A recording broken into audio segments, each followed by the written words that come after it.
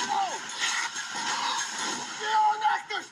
Repeat! The clowns are not actors! Hello everybody, welcome back to Screenstars. I'm here today to bring you my review for the 2022 Netflix family horror film, The Curse of Bridge Hollow. The film is directed by Jeff Wadlow and it stars Marlon Wayans, Pryor Ferguson, Kelly Rowland, John Michael Higgins, Lauren Lapkus and Rob Riggle. Now, the film focuses on Pryor Ferguson's character, Sydney, who moves to a new town with her mother and father, played by Marlon Wayans and Kelly Rowland. The town that they're moving to is a little bit Halloween obsessed. Everybody's got extravagant Halloween displays outside their houses, things like that. But the dad, played by Marlon Wayans, is a scientist, is like a school scientist teacher. So he's not into all this Halloween stuff and, you know, celebrating the Halloween holidays and all this kind of stuff. So he kind of is rejecting all that. And then their daughter, Sydney, the house they move into has some kind of dark history, as they always do in these sort of films, and she discovers this old lantern while exploring the house, and when she lights it she unwittingly releases the spirit of an ancient spirit from the town that kind of spreads its evil throughout all the Halloween decorations, forcing them to come to life and attack the town, and it is up to Sydney and her father and others to try and put a stop to this mischief. Right, what are my thoughts on The Curse of Bridge Hollow? Well, this film has been on my watch list for quite a while. It was a film I fully intended to try and watch around the Halloween period and get a review up. I just didn't get a chance, unfortunately. And I was flicking through Netflix the other day and I noticed it again, and I'm like, oh, I was supposed to watch that, and I had a spare hour and a half sort of thing, so I thought I'll put it on and watch it kind of as I was kind of sending a couple of emails, that sort of thing. I had it on watching.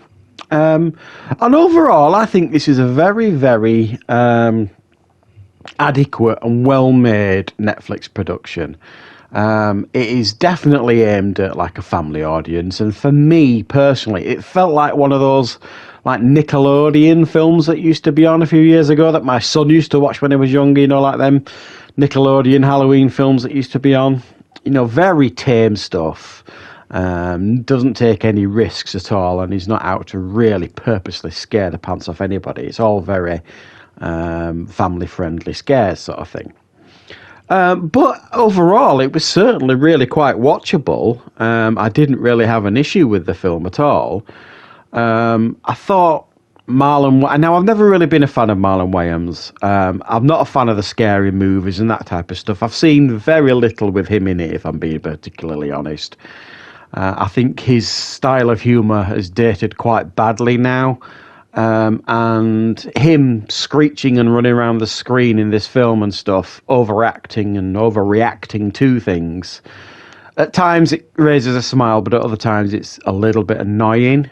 For me, the star of this film really is Pryor Ferguson, who plays the daughter, who you may recognise from Stranger Things. Quite a talented little actress here.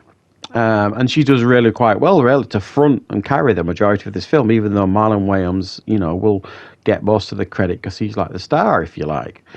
But I thought she did really, really well. And another thing I quite enjoyed, even though I thought much of the monsters, if you can call them that, in this film were pretty useless, because essentially their Halloween decorations come to life. So they can't really do an awful lot to you.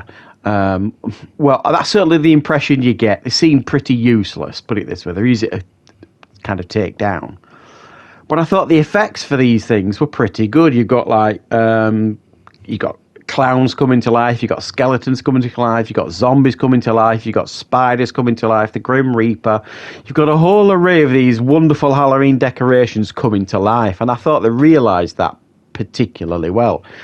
If you're not a fan of spiders and things like that, there's a pretty freaky scene in an old people's home where like these spider decorations come to life and a big giant spider comes to life, which I thought was fairly effective. One of my favourite scenes in the film was, again, in this old people's home. There was like a Grim Reaper that comes back to life, which, as you can imagine, in an old people's home doesn't go down particularly well. So that certainly raised a giggle with me. I thought that was quite fun in that approach. And now it's one of those films, if you like, that you can watch and enjoy, but kind of roll your eyes at it here and there because it's a bit corny and it's a bit cheesy and a little bit too safe and what have you. But there is certainly some fun to be had with this film, I'm not going to lie. And I was quite impressed with the effects. It's one of those perfect family movies in a sense that, you know, you've got this perfect family moving into this perfect house. Now, any normal person moving into a house, especially the house the size that they're moved into, it'd take us 6 to 12 months to unpack everything, if not longer. And within a day, everything's unpacked in their house and everything's perfectly placed. It's just like, what bollocks is this?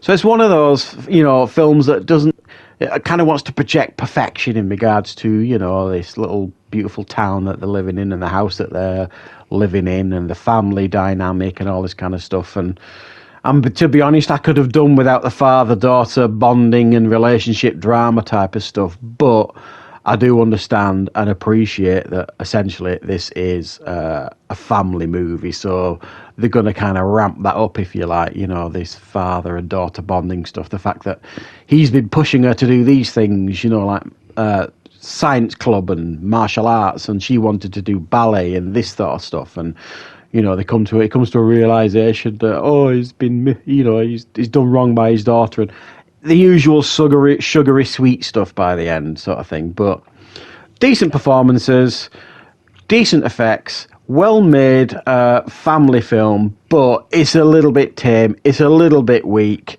it's a little bit sugary, and for me it's just a bit too safe. So I'm giving this one a 6 out of 10. So thanks for watching, guys. I hope you enjoyed the review. I hope you find it useful. I'll be back with more reviews and content on the channel very, very soon.